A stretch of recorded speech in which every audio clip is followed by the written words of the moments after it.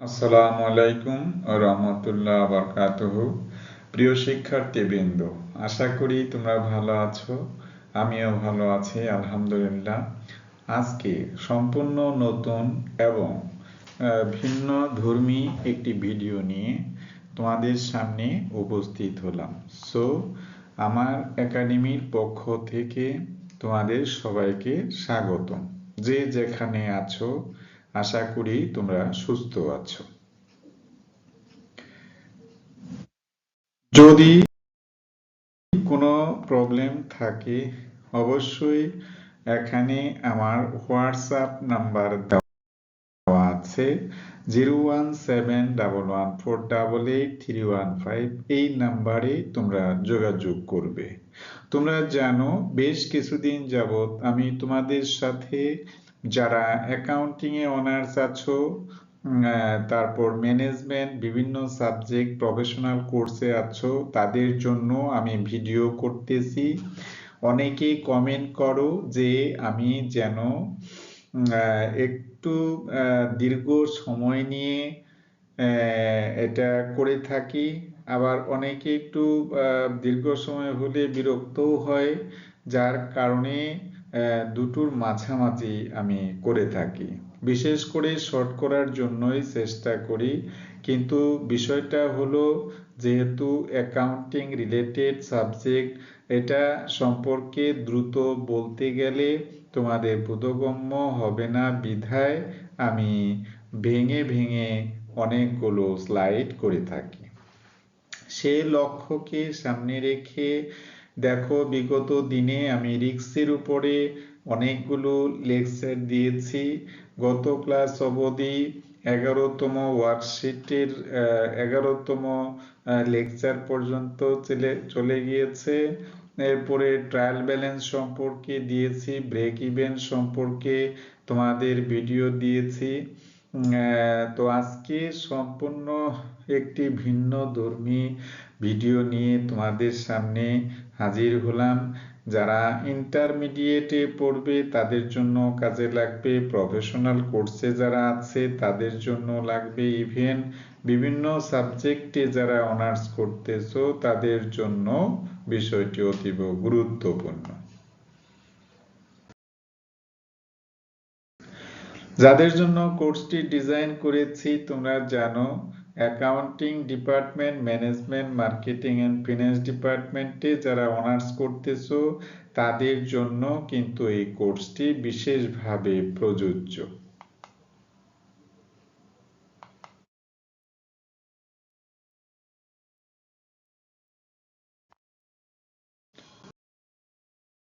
And also for HSC first year and exam for 2025, যারা 2025 সালে পরীক্ষা দিতে যাচ্ছ তাদের জন্য কিন্তু অ্যাকাউন্টিং পার্ট 1 এবং পার্ট 2 আমি সিরিয়াসলি প্রত্যেক দিন ভিডিও তোমরা পাবে। সেই লক্ষ্যে তোমরা আমার একাডেমিকে ফলো করো। যদি কোনো প্রবলেম থাকে অবশ্যই ইনবক্সে বলবে, আমি সেগুলো তোমাদের সলিউশন দেওয়ার চেষ্টা করব। এছাড়া ইন্টারমিডিয়েট যারা ফার্স্ট ইয়ারে আছো তাদের জন্য কিন্তু বিশেষভাবে উপকারী।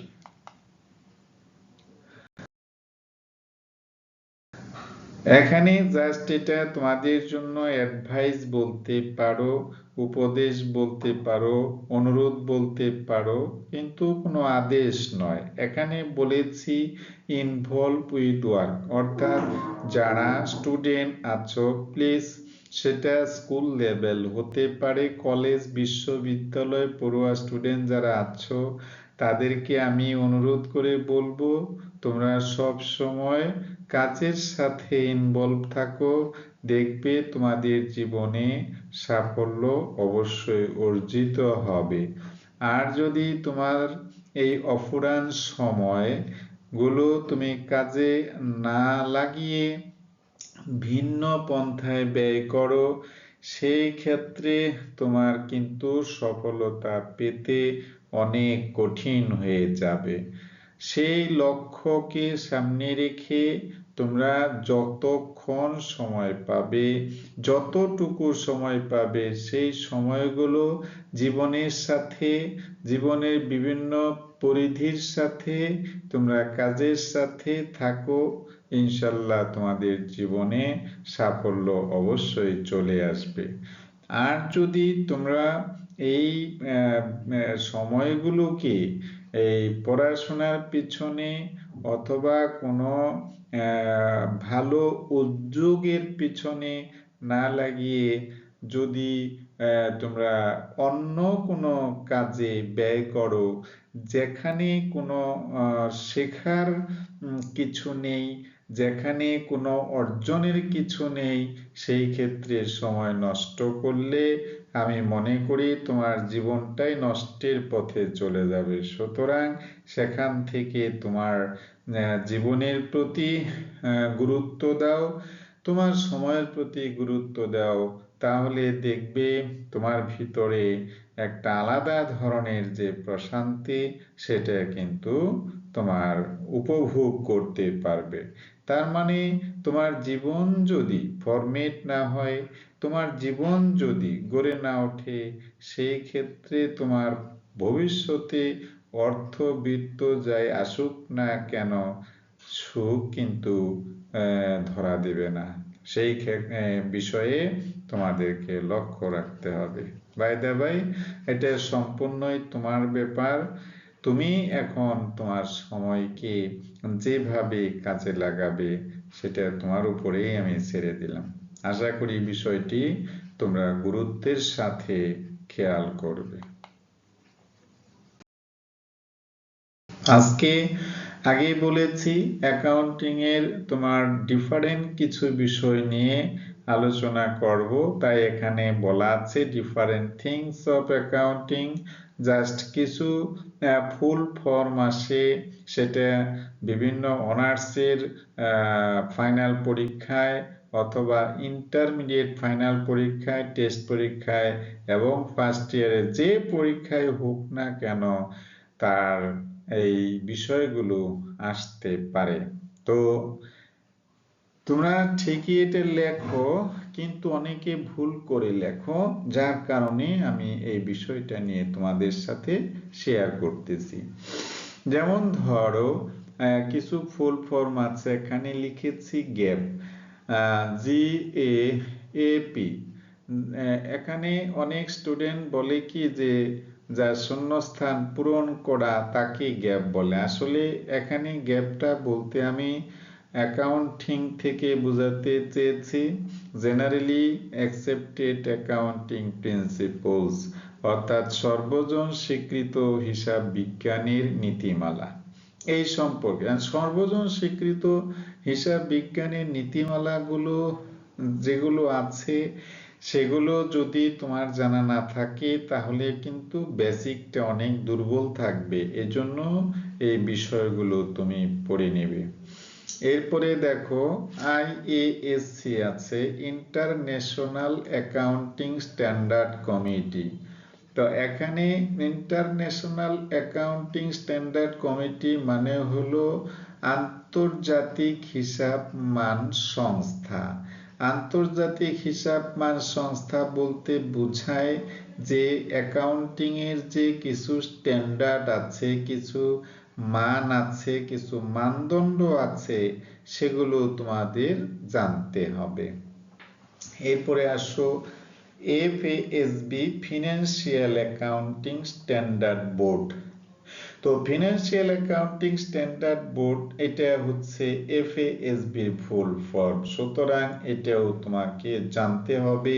অনেক সময় তোমরা লিখো, হয়তো বানান ভুল হয় অথবা তোমাদের লেখাটা ঠিক থাকে না। 3C অফ অ্যাকাউন্টিং, এই প্রথম সিতে আমরা কস্ট বলতে পারি, এটা হচ্ছে একটা নীতি, ক্রয় মূল্য। এরপরে দেখো কনসিস্টেন্সি, কনসিস্টেন্সি হচ্ছে যার সামঞ্জস্যতা। আর সি আরেকটা হলো কনজারভেটিজম অর্থাৎ সংরক্ষণশীলতা। প্রিয় শিক্ষার্থী বৃন্দ, এই যে 3C অনেক সময় আসে পারো না, যার কারণে তোমাদের ধারণা দেওয়ার জন্যই কিন্তু আমি এখানে বিষয়টি উল্লেখ consistency and conservatism. ICAB institute of chartered accountants of Bangladesh অর্থাৎ আমাদের বাংলাদেশে বা যে কোনো দেশে অ্যাকাউন্টিং এর উপর দুটো বডি থাকে, সে অর্জন করার জন্য এই সম্পর্কে আমি পরবর্তীতে লেকচার দিব যে institute of chartered accountant of Bangladesh বিষয়টা কি।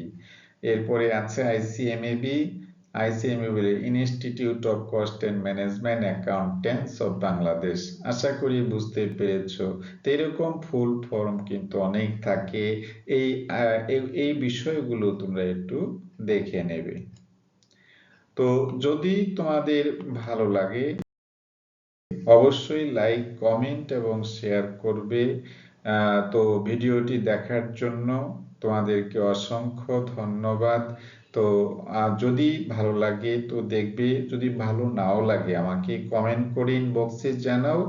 আমি যখনই নতুন কোনো ভিডিও নিয়ে আসবো তখন তার মধ্যে যেন নতুনত্ব থাকে সেদিকে খেয়াল রাখার চেষ্টা করব। সেই পর্যন্ত যে যেখানে আছো সুস্থ থাকো, ভালো থাকো এবং নিরাপদে থাকো। আসসালামু আলাইকুম ওয়া রাহমাতুল্লাহি ওয়া বারাকাতুহু।